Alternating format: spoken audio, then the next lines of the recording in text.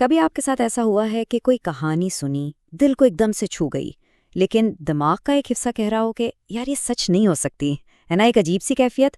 تو آج ہم محمد فاروق راشد کے کام کی روشنی میں اسی گتھی کو سلجھانے کی کوشش کریں گے کہ آخر سچ اور جھوٹ کی کہانیوں میں یہ جو ایک جذباتی تعلق بن جاتا ہے، یہ ہے کیا چیز؟ تو چلیں اس سفر کو شروع کرتے ہیں ایک بہت ہی بنیادی خیال سے کہ انسانی زندگی اگر آپ غور کریں تو ہے کیا؟ بس کہانیوں کا ایک مجموعہ۔ ذرا سوچئے تو ہماری اپنی زندگی میں ہی کتنی کہانیاں بھری پڑی ہیں، کچھ ہم نے خود بنائیں، کچھ دوسروں سے سنی، اور یہ کہانیاں صرف وقت گزاری کے لیے نہیں ہوتی، نہیں، یہ تو ہماری پہچان بناتی ہیں، ہماری زندگی کی بنیاد ہوتی ہیں۔ تو سب سے پہلے چلتے ہیں کہانیوں کی جذباتی دنیا میں۔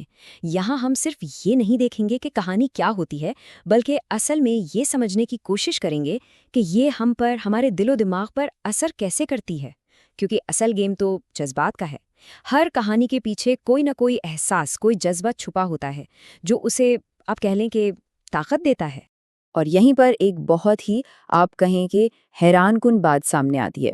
کسی بھی کہانی کی جو اصل پاور ہے نا، وہ اس کے سچ یا جھوٹ ہونے میں نہیں ہے، نہیں، بلکہ اس بات میں ہے کہ وہ دل پر کتنا گہرا اثر کرتی ہے۔ جب ہم کوئی کہانی سنتے ہیں تو ہمارا پہلا ری ایکشن ہمیشہ جذباتی ہوتا ہے۔ دماغ تو بعد میں جاگتا ہے اور سوچتا ہے کہ بھئی یہ بات سچی بھی ہے یا نہیں۔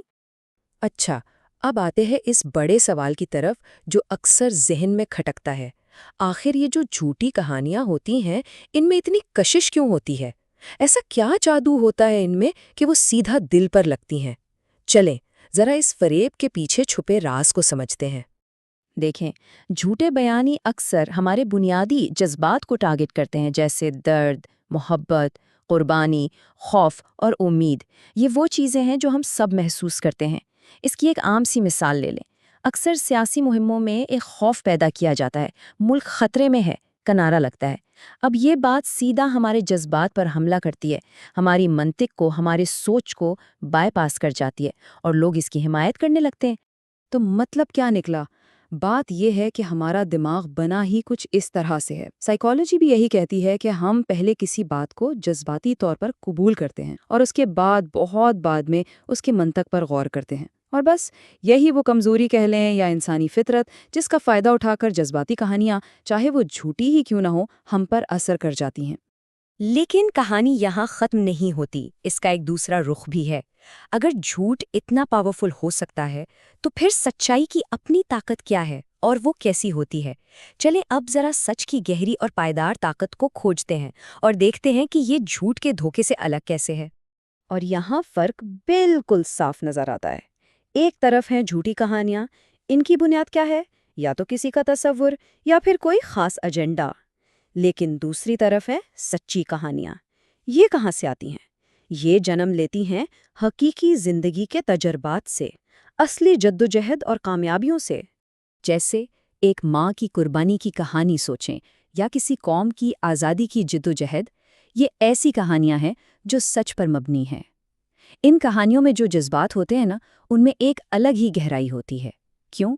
کیونکہ ان کی جڑیں حقیقت میں ہوتی ہیں، اور یہی اصلیت، یہی سچائی انہیں وہ طاقت دیتی ہے جو وقت کے ساتھ ختم نہیں ہوتی بلکہ اور گہری ہوتی جاتی ہے۔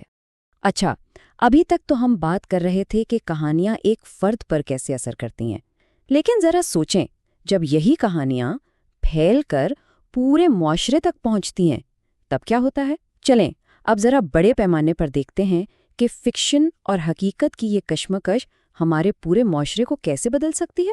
اس کا سب سے بڑا ہتھیار ہے پروپیگنڈا۔ اس کا طریقہ بہت سادہ ہے لیکن انتہائی کارآمد۔ دیکھیں، سٹیپ 1، ایک خاص کہانی کو بار بار ہر طرف سے سنایا جاتا ہے۔ سٹیپ 2، لوگ آہستہ آہستہ اسے ہی سچ ماننے لگتے ہیں۔ اور پھر آتا ہے سٹیپ 3، جب یہی جھوٹ سچ بن کر لوگوں کے سوچنے کا انداز اور ان کے فیصلے تک بدل دیتا ہے۔ اور یہ وہ مقام ہے جہاں کہانی سنانے والوں، لکھنے والوں، صحافیوں سب کی ایک بہت بڑی ذمہ داری سامنے آتی ہے۔ کہتے ہیں نا، قلم ایک امانت ہے، تو جب کوئی جان بوجھ کر جھوٹ کو سچ کے لباس میں پیش کرتا ہے تو وہ صرف لوگوں کو بھٹکاتا نہیں بلکہ وہ پورے معاشرے کی سوچ میں زہر گھول دیتا ہے۔ اور ہاں، ذمہ داری صرف سنانے والے کی نہیں، سننے والے کی بھی ہے کہ وہ ہر بات پر آنکھ بند کر کے یقین نہ کرے۔ تو اب ہم اپنی گفتگو کے آخری حصے کی طرف آ رہے ہیں۔ سوال یہ ہے کہ اس ساری بحث سے ہمیں کیا سبق ملتا ہے؟ اس سچ اور جھوٹ کی بھری دنیا میں ہم اپنا راستہ کیسے تلاش کریں؟ تو حل کیا ہے؟ اس کا جواب ایک لفظ میں ہے: شعور، یا جسے ہم کرٹیکل تھنکنگ کہتے ہیں۔ اور یہ کوئی راکٹ سائنس نہیں ہے، یہ بس اتنی سی صلاحیت ہے کہ جب کوئی کہانی سنیں تو اس کے جذباتی اثر سے تھوڑا سا باہر نکل کر یہ بھی سوچیں کہ بھئی اس کی بنیاد کیا ہے، کیا یہ حقائق پر مبنی ہے؟ بس یہی سوچ ہمارا سب سے بڑا ہتھیار ہے۔ آخر میں سچی اور جھوٹی کہانیوں کے اثر میں زمین آسمان کا فرق ہے۔ جیسا کہ آپ دیکھ سکتے ہیں، جھوٹی کہانی کا اثر کیا ہوتا ہے؟ ایک وقتی جذباتی ابھال جو ہمیں حقیقت سے اور دور کر دیتا ہے۔ لیکن اس کے مقابلے میں ایک سچی کہانی ہو سکتا ہے وہ فوری طور پر اتنی سنسنی خیز نہ لگے، لیکن اس کا اثر بہت گہرا اور دیر پا ہوتا ہے۔ وہ ہمیں کچھ سکھاتی ہے، ہمیں آگے بڑھنے کی ہمت دیتی ہے۔ تو پھر اصل حکمت کیا ہوئی؟ اصل حکمت یہی ہے کہ کہانیوں کی خوبصورتی کو محسوس بھی کریں، ان سے لطف بھی اٹھائیں، لیکن ساتھ ہی ساتھ ان کی سچائی کو تلاش کرنے کی کوشش بھی جاری رکھیں۔ مطلب ایک بیلنس قائم کرنا بہت ضروری ہے۔ تو آخر میں ہم اس گفتگو کو ایک سوال پر ختم کرتے ہیں۔ جب جذبات اور شعور یعنی دل اور دماغ ایک ساتھ مل کر چلتے ہیں تو ایک کہانی کیا بن جاتی ہے؟ شاید تب وہ صرف ایک کہانی نہیں رہتی، وہ تفریح یا معلومات سے آگے بڑھ کر زندگی کو سمجھنے کا ایک ذریعہ بن جاتی ہے، ایک آئینہ بن جاتی ہے۔ اس پر ضرور سوچیے گا۔